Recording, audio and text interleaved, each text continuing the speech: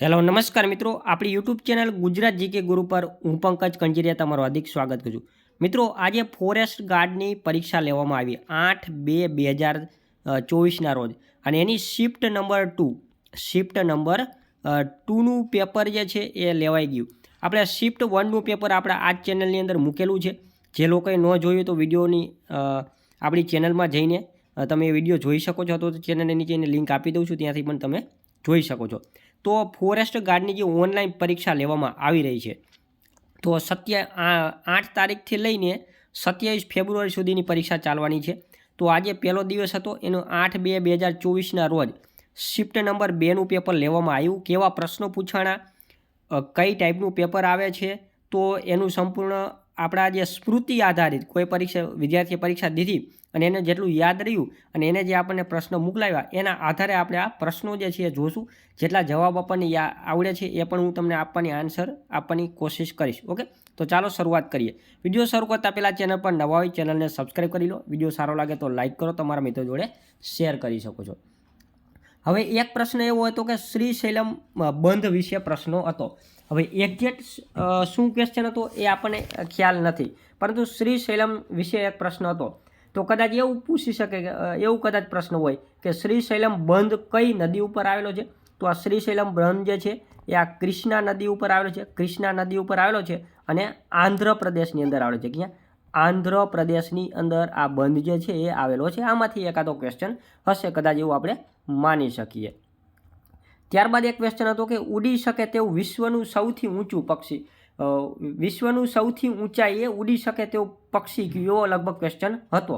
તો કદાચ એ જે પ્રશ્ન જે છે એનો આપણે જે માહિતી મેળવી છે એ મુજબ રૂપેલ્સ કરીને આપણને બતાવે છે. ગૂગલની અંદર આપણે સર્ચ કર્યું કે વિશ્વનું સૌથી વધારે ઊંચાઈ ઉડી શકે તેવું પક્ષી, તો રૂપેલ્સ એની અંદર બતાવે છે. હવે આમાં આન્સરમાં તમારે શું હતું એ આપણને ખ્યાલ નથી. ઓકે, બટ આવો એક ક્વેશ્ચન હતો.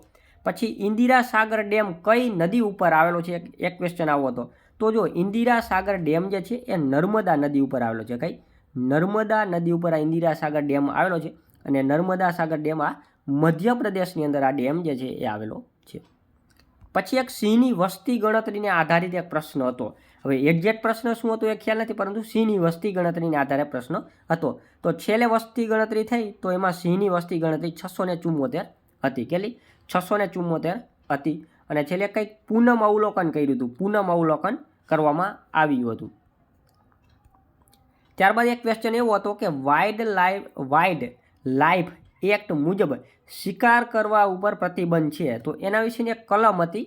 ઓકે, કલમ વિશેનો એક ક્વેશ્ચન પૂછવામાં આવેલો હતો કે આપણે જે શિકાર કરવા ઉપર પ્રતિબંધ છે આપણને ખ્યાલ છે, પરંતુ જે વાઇલ્ડ લાઈફ એક્ટ આખો જે કાયદો છે એની કઈ કલમ મુજબ આ જે પ્રાણીઓ જે છે એનો શિકાર કરવા ઉપર પ્રતિબંધ છે, તો એનો એક ક્વેશ્ચન હતો. ઓકે, પછી અબિલ ગુલાલ, તો અબિલ ગુલાલ એની અંદર કયો સમાસ આવે એવો એક ક્વેશ્ચન પૂછવામાં આવેલો હતો. અબિલ અને ગુલાલ કયો સમાસ આવે એના વિશે એક ક્વેશ્ચન હતો. પછી એક ક્વેશ્ચન હતો પટોળા વિશેનો ક્વેશ્ચન હતો, પરંતુ હવે એક્ઝેક્ટ શું હતો એ ખ્યાલ નથી, પરંતુ પટોળા વિશેનો એક ક્વેશ્ચન હતો. કદાચ એવું પૂછી શકે હોય કે પટોળાના ક્યાંના પ્રખ્યાત હતા, તો પાટણના પ્રખ્યાત હતા. સિદ્ધરાજ જય સોલંકી કાળની અંદર આ પટોળા જે છે એનો વિકાસ પામેલો, સિદ્ધરાજ જયસિંહના શરૂઆતમાં. ઓકે, અને કુમારપાળના સમયમાં એનો વિકાસ થયેલો. પટોળા જે છે એને બેવડ ઇક્ત શૈલીમાં વણવામાં આવે છે. બેવડ ઇક્ત શૈલી. ઓકે, બેવડ ઇક્ત શૈલી. ઓકે, બેવડ ઇક્ત શૈલીમાં વણવામાં આવતા, એટલે કે બંને બાજુ પહેરી શકાતા એવું કંઈક. હવે આમાં શું ક્વેશ્ચન હતો પણ ખ્યાલ નથી, પરંતુ પટોળા વિશે ક્વેશ્ચન હતો. કેમ કે જે આજે ઓનલાઈન પેપર લેવામાં આવે એટલે પેપર જે છે પ્રશ્નપત્ર આપણને ઘરે હાર્ડ કોપીમાં આપવામાં આવતું નથી, એટલે વિદ્યાર્થીઓને જે યાદ રહ્યા હોય એટલા આપણને મૂકેલા છે એના આધારે આપણે આ પેપર જોઈએ છીએ. પછી એક વીટો પાવરનો ઉપયોગ કોણ કરે, એક આવો પ્રશ્ન હતો. તો આપણને ખ્યાલ છે કે વીટો પાવરનો જે ઉપયોગ જે છે ભારતમાં તો રાષ્ટ્રપતિ કરે છે. ભારતમાં રાષ્ટ્રપતિ કરે છે. 3 પ્રકારના વીટો હોય. ઓકે, 3 પ્રકારના વીટો હોય. આત્યંતિક વીટો, નિલમકારી વીટો અને પોકેટ વીટો, આવા 3 પ્રકારના વીટો આવે છે. ઓકે, તો અને એનો ઉપયોગ રાષ્ટ્રપતિ જનરલી કરતા હોય છે ભારતની અંદર. પછી એક ક્વેશ્ચન એવો હતો કે સોમનાથ મંદિરની ગુફાનું નિર્માણ દિલ્હીની અંદર કોના દ્વારા કરવામાં આવ્યું હતું. આપણા જે ગુજરાતનું પવિત્ર યાત્રાધામ વિકાસ બોર્ડ જે છે એના દ્વારા નિર્માણ કરવામાં આવ્યું હતું, પરંતુ હવે એક્ઝેક્ટ આમાં કોઈ પર્સનલ વ્યક્તિનું નામ હતું કે એ ઓપ્શન તમે જુઓ તો ખ્યાલ આવે. જે લોકોએ એક્ઝામ આપેલી છે એના ઉપર એને કદાચ વધારે ખ્યાલ હશે, કેમ કે આપણું આટલો જ આપણે પાસે ક્વેશ્ચન મળ્યો છે. ઓકે, પછી એક ક્વેશ્ચન એવો હતો કે એનજીટી એટલે કે એનજીટીનો મતલબ થાય છે national green tribunal. National green tribunal. Okay, national green tribunal. Okay, હવે આમાં વધુમાં વધુ કેટલા સભ્યો હોય નેશનલ ગ્રીન ટ્રિબ્યુનલ? મતલબ કે જે આ પર્યાવરણને લગતા છે, કોઈ પોલ્યુશનને લગતા છે, બધાય જે કોઈ પ્રશ્ન હોય તો એની અપીલ જે છે એના કેસ બધા આ એનજીટીમાં દાખલ થતા. તેમાં વધુમાં વધુ કેટલા સભ્યો હોય? તેમાં વધુમાં વધુ 20 સભ્યો હોય. વધુમાં વધુ 20 સભ્યો હોય અને ઓછામાં ઓછા 10 સભ્યો હોય છે આની અંદર. મોટાભાગે જજની આમાં નિમણૂક કરવામાં આવતી હોય છે. એક ગિરનાર અભયારણ્ય વિશે એક પ્રશ્ન હતો, પરંતુ એક્ઝેક્ટ શું પ્રશ્ન હતો એ આપણને ખ્યાલ નથી, પરંતુ એક ગિરનાર અભયારણ્યને લગતો ક્વેશ્ચન હતો. તો ગિરનારની આસપાસનું ગિરનાર. ઓકે, શિફ્ટ 1 અને શિફ્ટ 2 આ બંનેમાં ગિરનાર અભયારણ્ય વિશે એક પ્રશ્ન તો બંનેમાં જોવા મળ્યો. એટલે તમારે ગિરનાર અભયારણ્ય વિશે તમારે એની આસપાસનું તમારે બધું મારા ખ્યાલથી વાંચી લેવું જોઈએ. પછી એક ક્વેશ્ચન એવો હતો કે વ્યષ્ટિનો વિરોધાર્થી શબ્દ પૂછ્યો હતો. વ્યષ્ટિનો વિરોધાર્થી શબ્દ પૂછ્યો એટલે ગુજરાતીમાંથી આ ક્વેશ્ચન આવેલો છે. પછી હટાણુંનો તળપદો શબ્દ શું? તો એ ખરીદી થાય, એક આવો પ્રશ્ન હતો. ઓકે, પછી એક એવો હતો કે કીડીને કણ અને હાથીને મણ, અને બીજી એક કહેવત હતી જાગ્યા ત્યારથી સવાર. આ બંનેને સમાન કહેવત એવા અલગ અલગ ક્વેશ્ચનો હતા. ઓકે, કીડીને કણ હાથીને મણ એને લગતી સમાન કહેવત કઈ છે? પછી જાગ્યા ત્યારથી સવાર એને લગતી સમાન કહેવત કઈ છે? આપણે બંને અહીંયા અલગ છે, પરંતુ આપણે એકમાં લઈ લીધું છે. પછી એક વાક્યના પ્રકારનો એક ક્વેશ્ચન હતો. એમાં કંઈક કર્તરી કદાચ હશે કે કર્મણીમાં ફેરવવાનો છે એવો કદાચ ક્વેશ્ચન હશે. તો શિલા વધારે ચાલશે નહીં, તો કદાચ એનું એવું થતું છે કે શિલા વડે વધારે નહીં ચલાશે, એવું કંઈક હશે. તો કર્મણીવાળો એવો ક્વેશ્ચન હતો એક. પછી એક ગણિતનો રિઝનિંગનો સવાલ હતો સિરીઝનો. ઓકે, અહીંયા 6 છે, 6 પછી અહીંયા અલ્પ વિરામ છે. ઓકે, 6 પછી અલ્પ વિરામ છે. 6 પછી 9 પછી 18 21 42 45 ને 90. તો 6 અને 9 વચ્ચે 3નો તફાવત છે. પછી 9 દુ ને 18 થાય, 9 દુ ને 18 થાય. પછી 18 અને 21 વચ્ચે 3નો તફાવત છે. 21 અને 42 વચ્ચે એનો ગુણ્યા છે. ઓકે, અને 42 અને 45 વચ્ચે +3 થાય છે, અને 45 દુ 90 થાય છે. તો અહીંયા 3 પ્લસ થશે અને અહીં જવાબ આવશે, આમાં 93 જવાબ આવતો હશે. તો એક સિરીઝ હતી. પછી એક સમતાપ આવરણની ઉપરનું આવરણ શું હતું? એક આવો પ્રશ્ન હતો.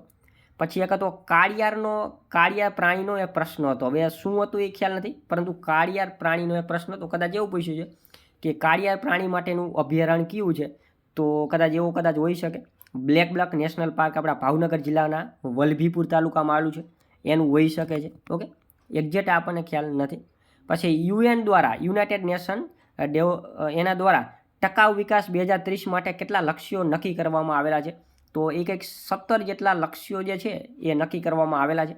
ઓકે, પછી એક ક્વેશ્ચન હતો કાંટાળા વન પ્રદેશમાં એવો કંઈક કાંટાળા વનને લગતો કંઈક પ્રશ્ન હતો. હવે એક્ઝેક્ટ આપણને ખ્યાલ નથી.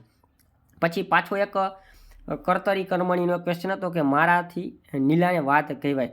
મેં નીલાને વાત કહી, તો એવું કદાચ હશે કે મારાથી નીલાને વાત કહેવાય, તો એ કર્મણી વાક્ય બનતો હશે, એવો કદાચ ક્વેશ્ચન હશે. પછી કંઈક ગણિતનો સવાલ હતો કે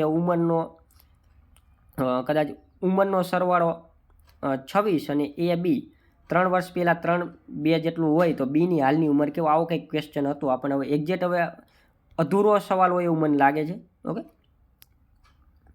પછી એક ઘેરના મેળાને લગતો એક ક્વેશ્ચન હતો. ઘેરના મેળાને લગતો એક ક્વેશ્ચન કંઈક હતો. ઓકે, પરંતુ શું હતું એક્ઝેક્ટ આપણને ખ્યાલ નથી.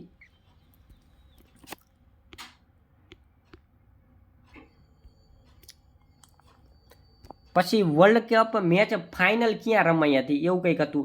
તો જો ફાઇનલ કે સેમીફાઇનલ, હવે એક્ઝેક્ટ આપણને યાદ ના, આમાં ખ્યાલ નથી ફાઇનલ હતું કે સેમીફાઇનલ. જો ફાઇનલ કે તો અમદાવાદમાં હતી. ફાઇનલ અમદાવાદમાં રમાઈ હતી. ફાઇનલ અમદાવાદની અંદર રમાઈ હતી. ઓકે, અને વિશ્વનું ભીનું શહેર કયું? એક આવો કંઈક ક્વેશ્ચન હતો. વિશ્વનું ભીનું શહેર કયું? એવો કંઈક ક્વેશ્ચન હતો. તો આવા કંઈક સવાલો હતા. ઓકે, તો આપણને જેટલા સ્મૃતિ બેઝ મતલબ કે કોઈને જેટલા યાદ રહ્યા ને એના આધારે આપણે આ ક્વેશ્ચનો મૂક્યા છે. હવે આમાં સતી પણ હોઈ શકે, મતલબ કે ભૂલ હોઈ શકે છે. ઓકે, તો માફ કરજો. ઓકે, જેને કેમ કે આ હાર્ડ કોપીમાં પેપર આપવામાં આવતું નથી, જેટલું જેને યાદ રહ્યું એટલું આપણને મૂક્યા, તો એના આધારે આપણે આ પેપર બનાવેલું છે. ઓકે, તો આવા જ પ્રશ્નો સાથે આપણે ફરી વખત મળીશું. Thank you. જય હિન્દ.